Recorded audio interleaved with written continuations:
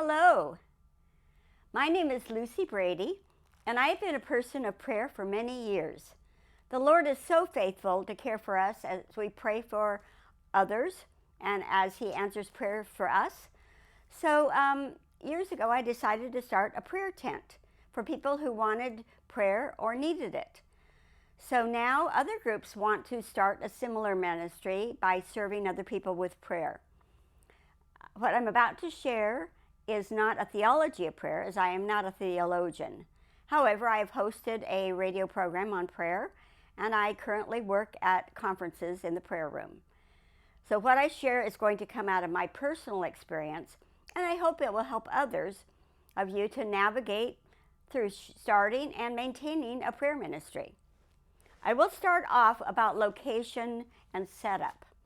It is important for the privacy of the person being prayed for that they feel comfortable and that others are not viewing them. Could be a room in a building or a canopy tent outside. Canopy tents are inexpensive, and many of them just pop up without a lot of setup. Some of them even have walls on them, and they're a little bit more costly, but that might help if you're in an inclement situation outside.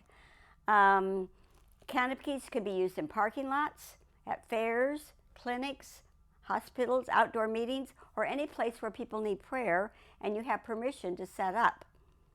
Inside the tent, now you will need some chairs. I recommend a couple types. Some people have trouble getting out of a bucket seat, like those fold-up canvas chairs, so you might have some hard chairs there also. A table works well if people want to write something down. And sometimes people are reluctant to share their personal prayer needs, but they might be willing to fill out a prayer form, which then you can put in a box so they feel it's kept private, and then of course tell them that you and your group will be praying for these prayer requests later in the day.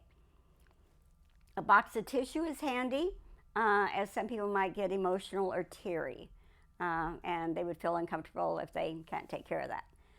Now, it isn't absolutely necessary, but I like to decorate my prayer tent or my space. And I sometimes put on a tablecloth, some dried flowers, fresh flowers, something ethnic if I'm working with a certain group.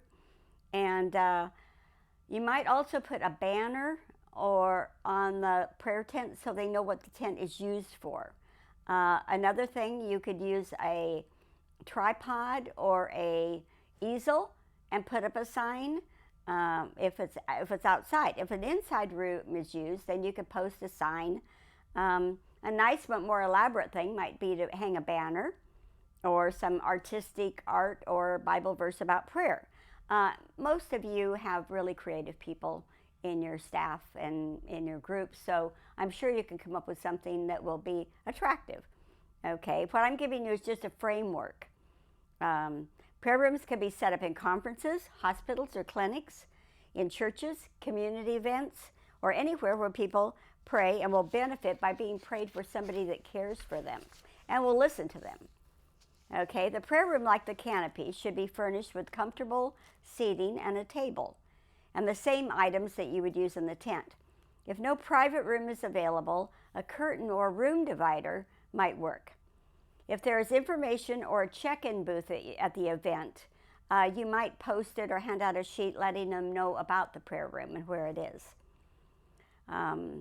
The setup and atmosphere of the prayer ministry is important, but of course, the prayer team is really important. Some of my recommendations, if you're selecting a prayer team, is, if possible, have both a man and a woman available. Some women will feel they don't want to share with someone other than a woman, and men may feel the same way. They want to share with a guy. If more than 2 or 3 people are praying for them, they may feel overwhelmed. It's nice if you have somebody older with some life experience that maybe has been roughed up a little bit. They won't be shocked by some of the prayer needs they hear. But younger people can have that childlike enthusiasm. And so it's kind of nice if you can pair up the 2 of them, a man and woman, or a younger person and an older person. People with faith for answered prayers are a very good choice, as we want answered prayers, not just people who feel somebody prayed for them. People who are compassionate and caring make good prayer team members. along with people who listen carefully. Important details or hearing a person's heart as they share can be missed if people are too quick to jump in to pray without hearing the need. People who have a prayer life of their own or who have prayed for others already will have good insights. However, that's not to say that someone who hasn't prayed for others should be reluctant to take part. Being an effective prayer person is a growing experience. Just as a teacher, doctor, or minister grows with experience, so it is the same with a prayer. Some of the same guidelines as you would apply to a successful ministry are helpful. People should be clean, neat, smiling, and give a friendly greeting to the guest. Because some guests may have allergies, it's probably not a good idea to wear strong colognes or perfumes. But however, a fresh smelling person with good breath is pleasant to be around. If you've ever been to a hospital or someplace and a nurse or visitor comes in, they're dressed in really drab clothes, they don't smile, they look kind of down. Somebody else walks in and they're wearing cheerful, happy colors, they're smiling. Well, we know who you're going to gravitate toward, right? So I think these are little tips that might help. If your prayer team can meet and pray together and even for each other before they meet the visitor, that is helpful. People who are consistent and available will give stability to your team. Occasionally, someone who is prayed for may want follow-up. So someone can be available to commit to that. That will encourage them. The person could even be somebody that isn't on the prayer team to pray with the person at that time. It might be somebody that could contact them by telephone later. All right, besides signs to invite people to be prayed for, a prayer person could just walk through the crowd and just kind of lightly visit with people. And then when somebody sounds like they want to be prayed for, they could choose to be prayed for right then, or they might go to the prayer room or the tent. So that can be their choice then, where they want to be prayed for. Or they might even fill out a prayer request form that you can turn in and put in the box.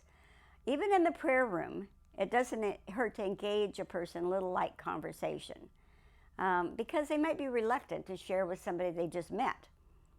If your location is a bilingual area, then of course it's handy to have a bilingual prayer person or a translator. Okay, now I want to share some of the prayer requests that I've heard from people over the years. Okay, they're very varied.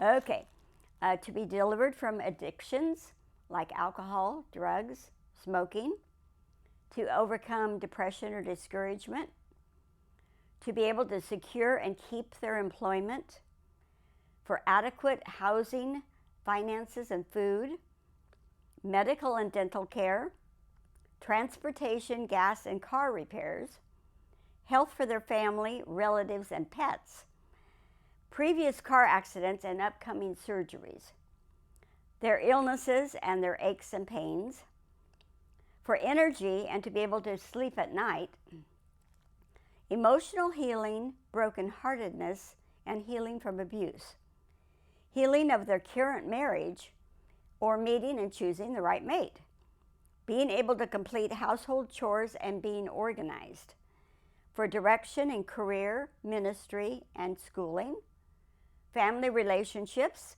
safe road trips and travel, wisdom, and how to schedule and spend their time. These are many of the requests I've heard over the years. People come to be listened to and prayed for. Occasionally, they may ask for some counseling or advice. Unless a person is qualified to do this, they may opt to refer the person to someone else. However, having some comforting or helpful Bible verses may help minister to the person then. Once you have the team, you might pray for each other before going public.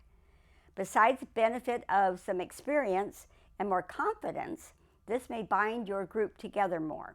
Of course, things shared within prayer group, whether it's in the prayer tent, the room, or with each other, should never be shared with others. It should be kept confidential unless there's a potential suicide or other emergency situation. So I hope this will help you with some of my experiences that might help you to set up and maintain a prayer ministry, prayer room, or prayer tent. Thank you for listening.